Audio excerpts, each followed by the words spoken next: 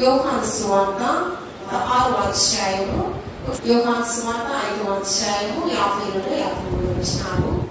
ఈయన తన శరీరమును ఎలాగూ తిననీయగలడని ఒకరితో ఒకడు వాదించేది.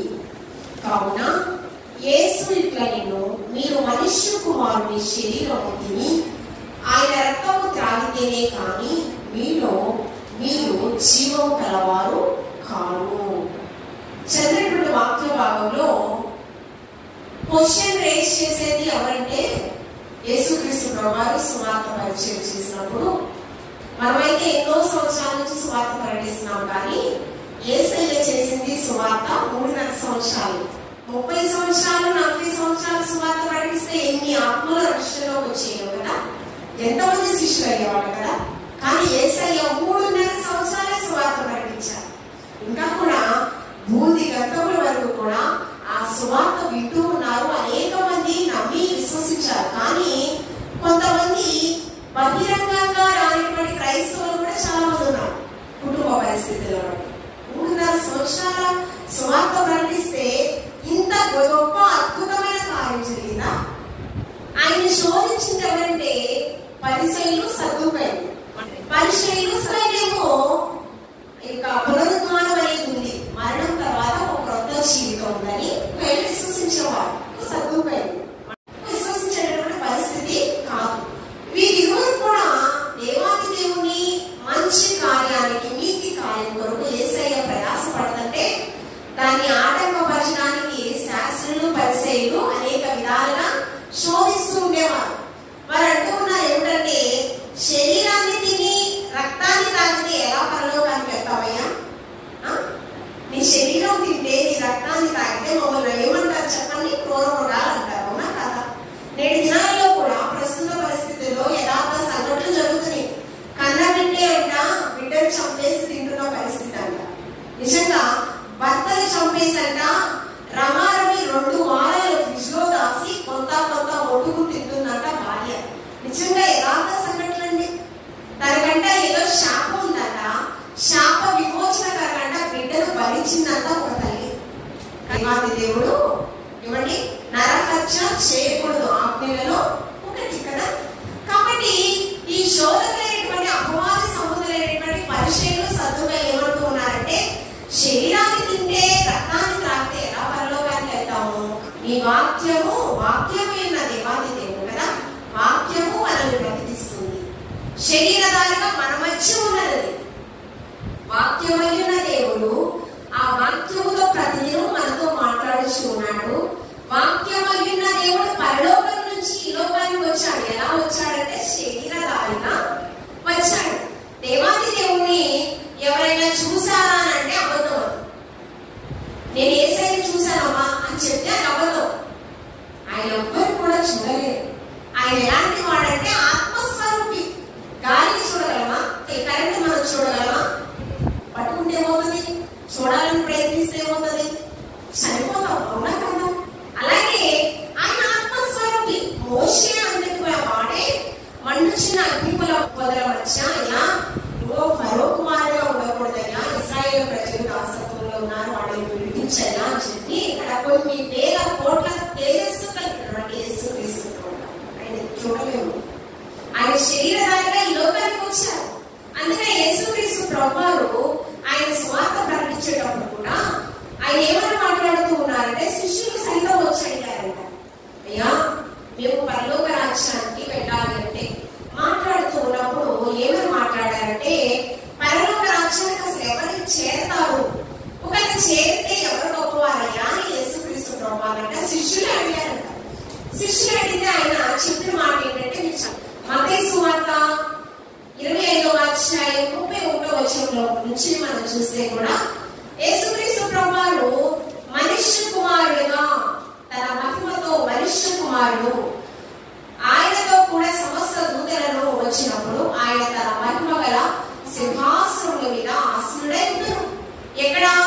దేవదూతల గడవలతో పరిశుద్ధుడై కొనియాడబడుచున్న యేసుక్రీస్తు ప్రభువారు కేరుబుల శేరువుల మధ్య నివసించే ఆయన, తండ్రి కుడిపార్శ్వన ఉండే ఆయన ఎప్పుడు వస్తాడంట?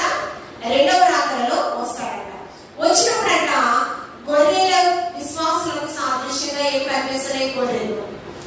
అవిశ్వాసానికి సాదృశ్యంగా మేకలు కనిపిస్తున్నాయి.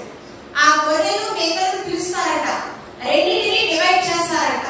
గురుగులు గోధుమలు ఎలా ఉన్నాయో పొలంలో ఎలా వేరుపరుస్తామో, గురుగులను గోధుమలు వేరుపరచకపోతే ఏమవుతుంది?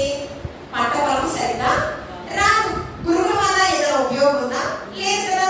అలాగే గొర్రెలను మేకలను వేరుపరుస్తారంట.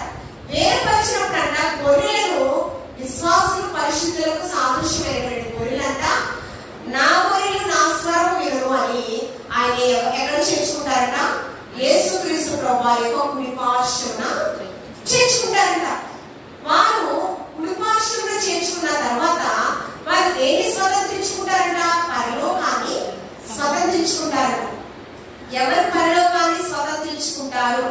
ఎవరు మంచి గొర్రెలు, ఎవరు పరిశుద్ధతకు సాదృశ్యంగా ఉన్నారంటే ఇలాంటి వారిదే పరలోక రాజ్యము. మీరు పరలోకాన్ని స్వతంత్రించుకుంటారు, తండ్రి చేత ఆశీర్వదింపబడిన వారు అని 34వ వచనంలో తెలియపరుస్తూ మేము ఎలాగ స్వతంత్రించుకుంటామని అని అన్నప్పుడు, నేను ఆకలి ఉంటిని నాకు ఆహారం ఇచ్చారు, నేను దప్పిక ఉంటిని నాకు దాహం తీర్చారు, నేను వస్త్రహీనుడుగా ఉన్నప్పుడు నాకు వస్త్రములు మీరు ఇచ్చారు అని మాట్లాడుతూ ఉన్నారు.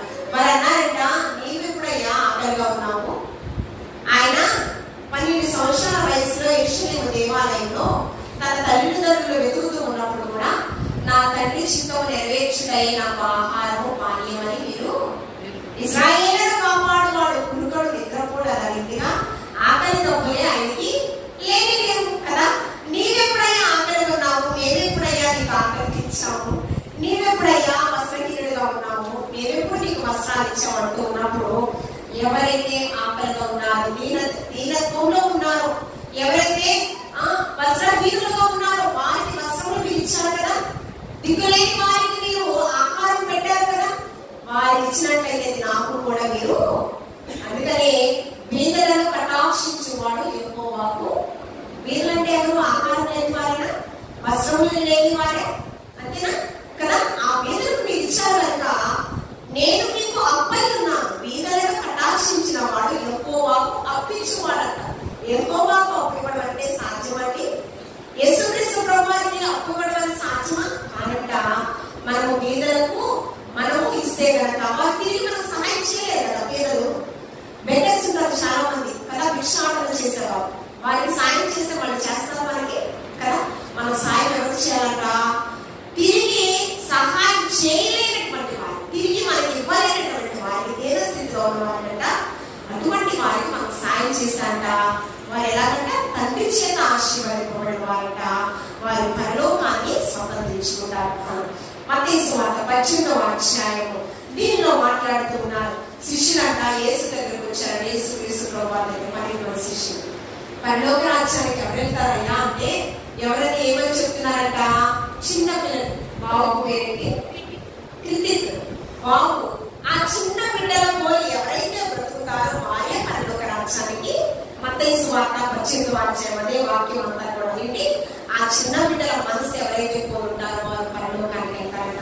మళ్ళీ ప్రశ్న, పరలోక రాజ్యంలో ఎవరు గొప్పవారయ్యా అంటే ఆ బిడ్డ వలె మిమ్మల్ని మీరు ఎవరైతే తగ్గించుకుంటారో వారే గొప్పవారు. ఆ పిల్లలు తల్లిదండ్రులు మాట వింటారా? వింటారు కదా. వినకపోతే కొడతారు కదా. వాళ్ళకి పాపం తెలుసా? మలిన పడ్డే తెలుసా? లేదు కదా. మనం ఏం నేర్పిస్తే వాళ్ళదే నేర్చుకుంటారు. ఈ బిడ్డల వల్లే తమను తాము ఎవరు తగ్గించుకుంటారో. అందుకే యేసుక్రీస్తు ప్రభువు చాలా సార్లు శిష్యులతో కూడా మీరు పసిపిల్లల వల్లే పోలి బ్రతకండి అనుకున్నాడు. అయ్యా ఉన్న వాటిన 40 సంవత్సరాలు 50 సంవత్సరాలు నా వయసు కలిగిన మేము పసిపిల్లలు ఎలా మారిపోతాం అంటే పసిపిల్లల మనస్సు మీరు ధరించుకోండి. పసిపిల్లలు ఏముండదు? పాపం ఉండదు, మలినం ఉండదు, అపవిత్రత. అలాంటి వారిని ఎక్కడెక్కడైనా మీరు నాటకపరచదు. ఇలాంటి వారినే పరలోక రాజ్యం. లూకాసు వార్త 18వ అధ్యాయం 16వ వచనం. ఇలాంటి వారినే పరలోక రాజ్యం. కాబట్టి మీరు కూడా క్రీస్తు శరీరానికి సాదృశ్యమైనటువంటి ఆ రొట్టెను తీసుకుంటూ ఉన్నారు. రొట్టెగా మీరు స్వీకరించుకోండి. ఎలా స్వీకరించాలని? అది నా యేసయ్య శరీరం. ఆ యేసయ్య శరీరాన్ని నేను తీసుకునేటప్పుడు యేసయ్య నలుగొట్టబడిన పరిస్థితి కూడా మీరు గుర్తు చేసుకోవాలి. యేసయ్య నన్ను రక్షణలోకి తీసుకురావడానికి తన శరీరం అంతా దున్నపడింది, రక్తపు మడుగులతో ఉంది. అది మీరు యేసయ్య త్యాగాన్ని మనం తలపోసుకుంటే ఖచ్చితంగా ఆయన శరీరాన్ని, ఆయన రక్తాన్ని స్వీకరించిన వాడు ఖచ్చితంగా మరణం నుండి జీవంలోనికి దాటిపోవడం. ఎక్కడ దాటిపోవాలంటే పరలోక రాజ్యంలోకి దాటిపోవడం. కాబట్టి మీరందరూ కూడా పరలోక రాజ్యాన్ని స్వతంత్రించుకోవాలి. మీరందరూ కూడా యేసయ్య కృపాశ్రమ మీరు అందరూ కూడా ఉండాలి. దేవాది దేవుడు మిమ్మల్ని బహుగా దీవించి ఆశీర్వదించును గాక. ఆమేన్.